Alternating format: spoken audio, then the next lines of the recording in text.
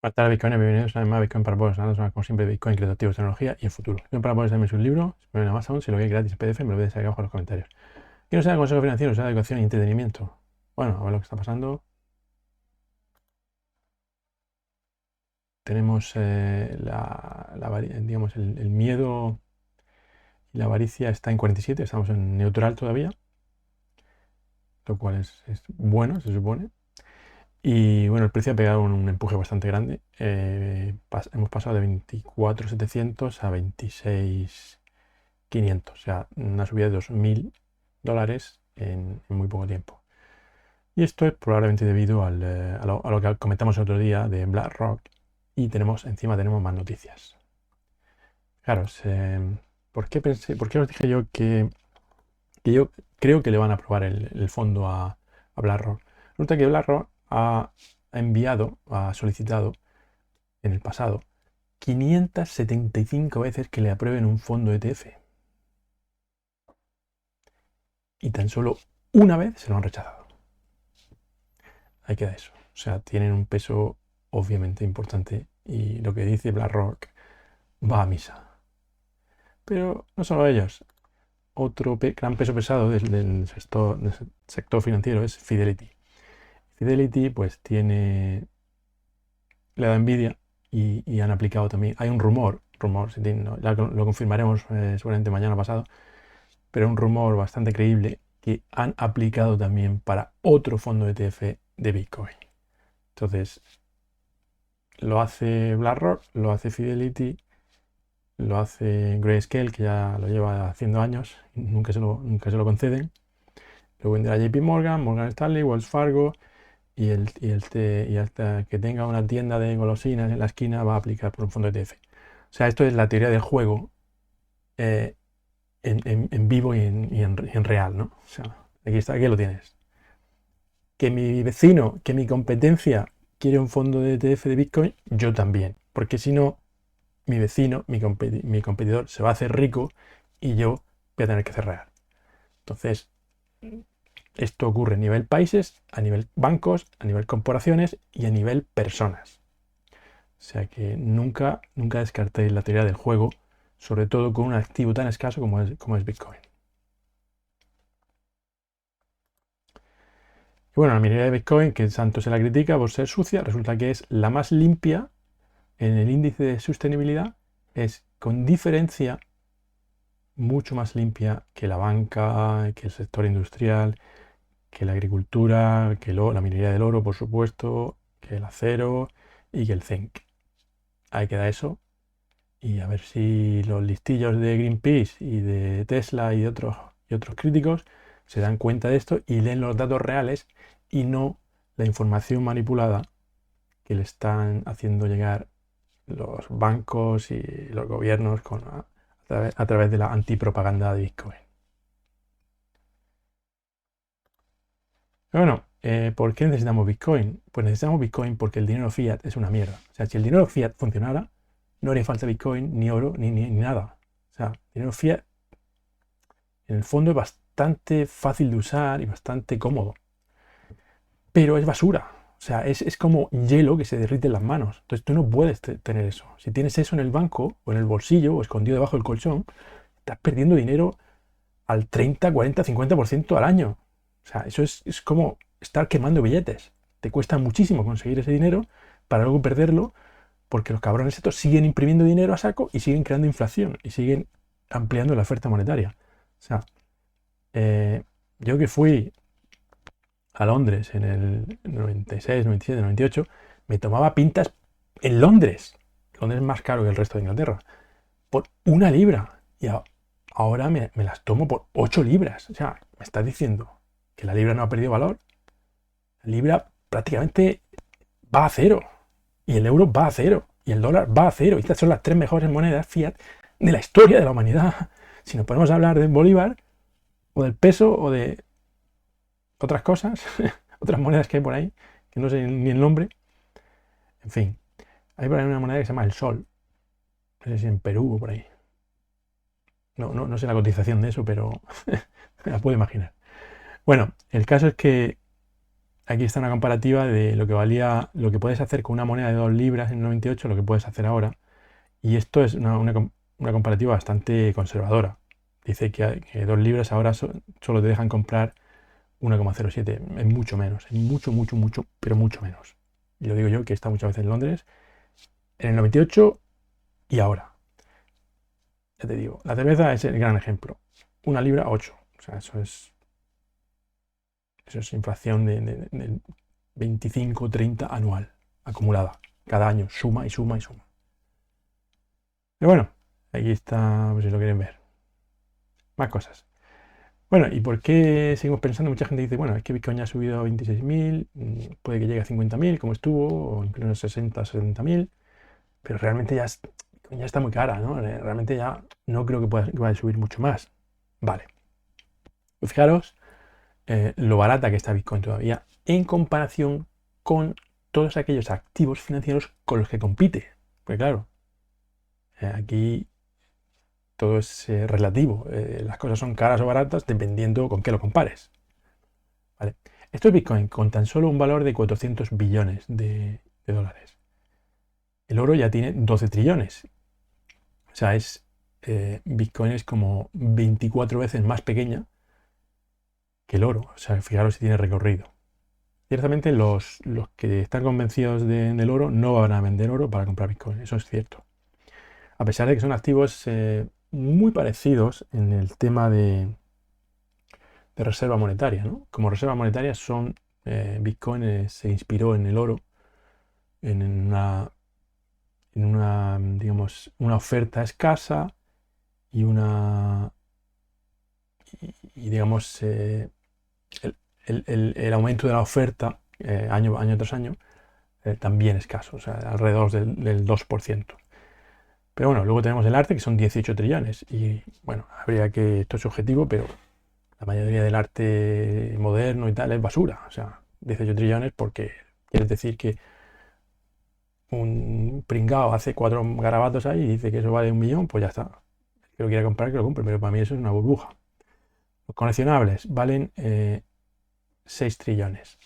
Vale, eso sí lo veo, porque la gente tiene nostalgia y quiere invertir en cosas que son escasas y que no se pueden reproducir en el futuro, ¿no? Por ejemplo, tú tienes una colección ¿qué te voy a decir yo? De monedas antiguas y esas monedas ya no se imprimen más, ya no se acuñan. Entonces, había un número limitado y ese número limitado se va perdiendo con el tiempo y cada vez son más escasas y conforme pasa el tiempo tienen ese valor de antigüedad, etcétera, ¿no? O sea, ahí sí, ese mercado yo creo que ahí no le vamos a robar nada. Pero luego está la bolsa que tiene 115 trillones en valor. Y sí, hay grandes empresas ahí que van a seguir creciendo y van a seguir aumentando sus beneficios y la gente va a querer invertir en ellas porque dan rentabilidades del 5, del 10, del 15%. Me parece bien. Pero la mayoría de la bolsa es burbuja, es pura burbuja porque les dan... cuando Estados Unidos estuvo imprimiendo dinero a saco en el 2021, según el efecto Cantillon, eso básicamente fue a parar a manos de las empresas. Le estaban inyectando millones y billones a las empresas, a Google, Amazon, todas estas. Entonces, ellos cogían ese dinero que no sabían qué hacer con él y compraban sus propias acciones en bolsa. Con lo cual, el precio de Google, de Amazon, de Apple, se disparó, subió un 30 o 40%. O sea, esto es una burbuja, señores. Esta es la definición clásica de burbuja. Eh, no. La bolsa, si tienes mucha suerte, te da un 10% al año y en un año malo has perdido todo lo que has ganado en los 5 años anteriores. El real estate, bueno, aquí hay mucha polémica.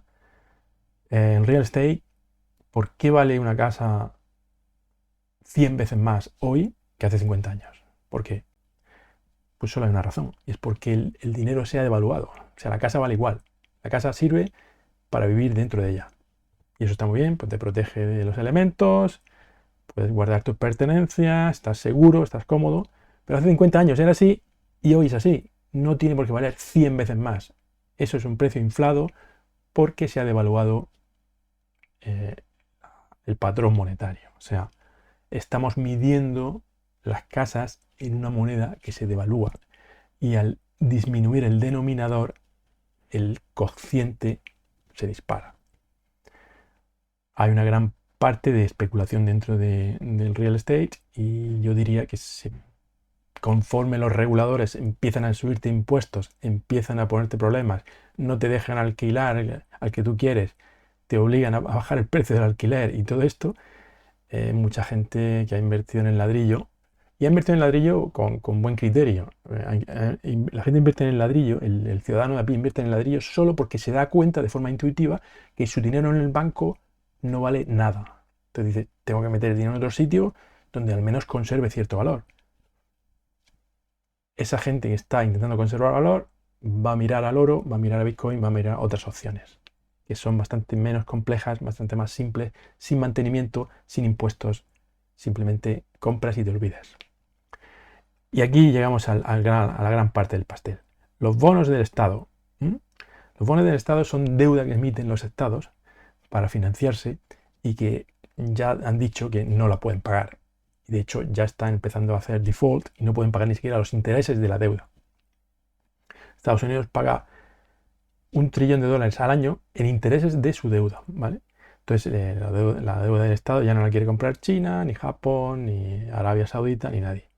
Entonces se la va a tener que comprar ellos a sí mismos, con lo cual van a tener que imprimir más dinero, con lo cual van a generar más deuda, con lo cual una burbuja que se hace más, una pelota que se hace más y más grande y hasta que explota. Entonces, todo el dinero de los bonos, todo entero, se va a ir a otro sitio.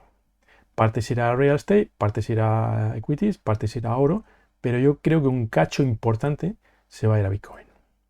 Y luego está el dinero en metálico. El dinero en metálico pues, está perdiendo un valor al 20-25%. Eso es de calidad, el dólar. Si hablamos de otras, pues ya ni te cuento, pero no tiene sentido que haya tanto dinero en metálico en el mundo. Entonces, esta cantidad yo creo que se va a reducir y se va a buscar activos que sean bastante líquidos, ¿no? La bolsa es bastante líquida, puedes vender en segundos, y Bitcoin es todavía más líquido, puedes vender en segundos. O sea, si necesitas dinero, vendes y compras y utilizas el dinero en lo que no necesites. O sea que las previsiones de que el precio de Bitcoin a 400 billones sea alto está muy, muy, muy bajo. O sea, solo que le entre un 1% de cada uno de estos bloques, el precio de Bitcoin debería estar, o sea, la capitalización de mercado de Bitcoin debería estar, desde luego, por encima del oro. Con lo cual el precio de Bitcoin estaría por encima del $1.000.000.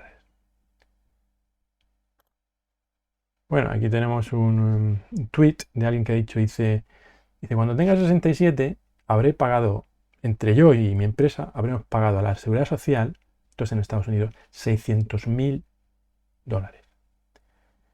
Dice, ese dinero valdría 1,5 millones de dólares si lo hubieran invertido bien y hubieran conseguido un 5% anual de interés compuesto. Y entonces me quedaría una pensión de $95.000. Sin embargo, el gobierno me promete, y no lo va a cumplir, me promete 3.000 al mes a los 67, que son 37.000 al año. Dice, esto es un robo. Está diciendo, esto es claramente un robo.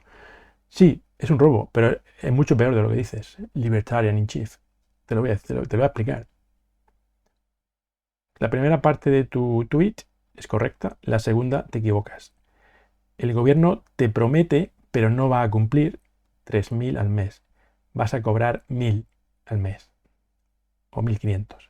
Pero el valor de esos 1.000 o 1.500 van a ser como 700 en poder adquisitivo. Y no te vas a retirar a los 67 a no ser que tengas inversiones en otro sitio. Porque no hay dinero en la seguridad social ni de Estados Unidos, ni de Japón, ni de Europa, ni de ningún sitio. Te van a decir que te jubilas a los 72. O sea, vas a cobrar mucho menos de lo que piensas y vas a trabajar mucho más de lo que piensas. Eso sí es una estafa. Y bueno, y aquí hay un gráfico muy, muy, muy bullish. Lo más bullish que yo he visto desde hace tiempo. Se llama el modelo de Hodel, el modelo S. Y es, bueno, este lo ha hecho el el Rational Root, el tío este que va con una careta de una zanahoria, fijaros, se basa simplemente en comparar la oferta total de Bitcoin aquí en naranja, que va subiendo pero cada vez sube menos porque con los halvings hay menor emisión, hasta que llega a 21 millones y ya no, prácticamente no se emite, pero a los 21 millones llegará en 2140. Pero es que en el 2030 eh, prácticamente el 99,99 ya estará en circulación. Y eso lo comparamos con la oferta ilíquida. Entonces, como vemos, la diferencia entre halving y halving en el pasado, la diferencia entre la oferta ilíquida y la oferta total ha ido creciendo. De aquí a aquí, este segmento es pequeñito, este segmento es más grande y este segmento es más grande. Entonces, ¿qué quiere decir esto? Que la oferta líquida ha ido aumentando. Hasta ahora. Y a partir de ahora ha empezado a cerrarse la curva, ¿no? En el siguiente halving, la oferta líquida será menor que en el 2020. Y en el siguiente será mucho menor todavía. Y en el 2032 será prácticamente cero. Vale, si tienes en cuenta que la adopción de un activo como Bitcoin tarda tiempo y la gente necesita conocerlo y ver que realmente tiene longevidad y se espera, los bancos, lo que está haciendo ahora Fidelity y BlackRock y bueno, un poquito JP Morgan y otros, esto no lo hicieron en el 2011. ¿Por qué? Porque Bitcoin no tenía la suficiente historia, no tenía la suficiente longevidad. Ahora, después de 14 años, empiezan a fiarse tímidamente de Bitcoin. Empiezan a verlo como un activo que está aquí para quedarse y que va a proporcionar mucha revalorización. Entonces, conforme esto ocurre, la adopción va a seguir aumentando. Eso es como decir que Internet de pronto va a subir a un 50% de adopción y de pronto se va a quedar ahí. No. Cuando algo tiene éxito de verdad, su adopción sube al 80%, el 90% o el 99%. Internet, telefonía móvil, Facebook, redes sociales, todo. En su día la imprenta, en su día la electricidad y todo. Toda tecnología que funciona, termina adoptándose por todo el mundo. Tardará más, tardará menos. Entonces, vamos a tener un caso de adopción creciendo en el 2030 y prácticamente muy poquita oferta líquida de Bitcoin, porque la gente compra Bitcoin, la mete en billetera fría y no la vende. ¿Eso qué quiere decir? Eso quiere decir un disparate en el precio. El Rational Root le he escuchado explicar esto y dice que mirando este gráfico dices, o sea, es que Bitcoin podría llegar a 100 millones en el 2030. Y haces los números, dices, adopción, demanda, oferta, una división simple y dices 100 millones y me quedo corto. O sea que viendo esto ya os digo que súper bullish. Y sí, bueno, vamos a tener altibajos por el camino y todo lo que tú quieras, pero esto es matemática. O sea, este modelo es tal cual. Esto es inmutable. La adopción o sea, la oferta total va a ser así y la oferta líquida, lo más probable es que, teniendo en cuenta el activo que supone Bitcoin, con el 99% de probabilidades va a seguir aumentando también. Entonces llega un momento que se cruzan y que la oferta es cero y por tanto el precio de Bitcoin es infinito. Ahí queda eso. Bueno, y Bitcoin. ¿Qué es lo que le agradezco yo más que nada a Bitcoin? Porque gracias a Bitcoin he aprendido lo que es el dinero. He aprendido cómo funciona el dinero. Cómo funciona el dinero fiat, cómo funciona el oro y cómo funciona Bitcoin. Y antes yo no sabía lo que era el dinero. Yo ganaba dinero, lo gastaba, lo ahorraba, lo invertía, pero no sabía en realidad lo que era el dinero. Y a Bitcoin le tengo que agradecer que he aprendido lo que es el dinero. Y eso ya es un gran aprendizaje. Y todos los que nos comprenden Bitcoin es porque no comprenden lo que es el dinero, no comprenden lo que es el euro, no comprenden lo que es el dólar y no comprenden lo que es la inflación. Bueno, la adivinanza del otro día, pues efectivamente había adivinado Mike, como siempre, María y Fernando. Efectivamente, esto es, si sumas 10 al cuadrado, 11 al cuadrado y 12 al cuadrado y lo divides por 365, te da 1, y si lo sumas a 13 al cuadrado más la cuadrada, también te da 1, por lo tanto la solución es 2. Enhorabuena. Y la adivinanza de hoy, aquí tenemos, tú eres, y tenéis que terminar la frase. Y para terminar la frase tenéis como pistas aquí una botella de Fanta y un palo. Tú eres, y esto te da las pistas para terminar la frase. Así que a ver si la adivináis. Y bueno, muchas gracias por ver el vídeo. Acordaos de retuitear, compartir, comentar, darle al like y nos vemos mañana a la misma hora. Hasta luego.